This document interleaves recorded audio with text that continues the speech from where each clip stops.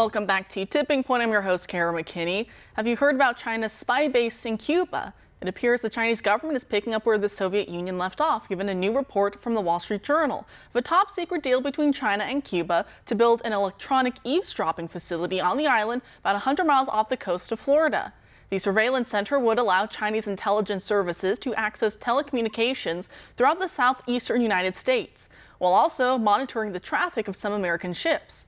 National Security spokesman John Kirby wouldn't comment on the spy base agreement. However, he said on Thursday that this reporting is inaccurate.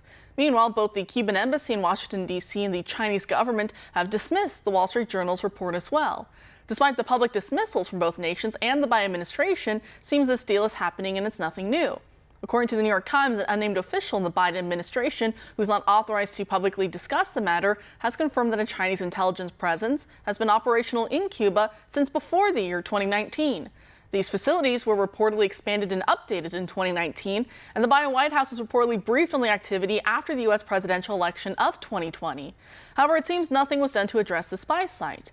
Now, Beijing, in an effort to increase its global intelligence gathering technologies, is offering to pay billions of dollars to the cash-strapped island nation to build an electronic spy station that could enable Beijing to monitor communications such as emails, phone calls, and satellite transmissions. Not only does this agreement reflect Cuba's desperate need for more money, but it also shows how China is investing billions of dollars into many Latin American countries, who are treated as trading partners instead of political pawns to expand its political influence. How ironic, right? U.S. lawmakers don't know where this facility will be located or if construction for it has already started. However, Secretary of State Antony Blinken might inquire about these plans during his upcoming trip to China scheduled for this weekend. His trip comes amidst growing concerns about political spheres of influence, drawing comparisons to our intelligence and counterintelligence competition with the Soviet Union for about 50 years in the 20th century. The USSR built a listening post just south of Havana, Cuba, and it once employed thousands of people who were tasked with spying on U.S. phone calls and other sensitive data. Now, roughly 200 years after the establishment of the Monroe Doctrine to keep Eastern nations from peddling influence in the Western Hemisphere, the Chinese Communist Party is actively expanding its own influence with Cuba, Brazil, Venezuela, and several other countries in the region. Joins now to discuss is Dakota Wood, a senior research fellow for defense programs at the Heritage Foundation. Dakota, thanks for being here tonight. Well, what a great pleasure to be with you. Thanks for having me on. Great. So it seems the Chinese Communist Party is picking up where the Soviet Union left off roughly 30 or so years ago. What are your thoughts about this spy base deal in Cuba?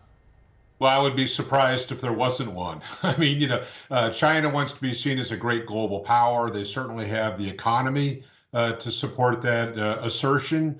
We've seen them so very active in the Indo-Pacific region. They've reached out to the Americas, beef from Argentina, and fishing grounds in the South Atlantic, these sorts of things. So, they will want to know what's going on in the United States. They'll want to make their presence felt.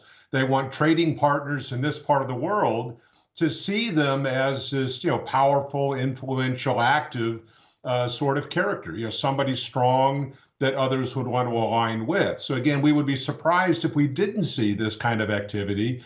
And I think it's just ridiculous that somebody at the White House or the Pentagon or the intelligence community is protesting that it's not happening. I mean, there's just no credible reason to believe that it isn't. Do you think perhaps they're only saying that for the PR? Because what have we seen so far? A lot of talk about TikTok and how China can use that to spy on us. The balloons, I know some of the balloons were not actually Chinese spy balloons, but some do appear to have been exactly right. that.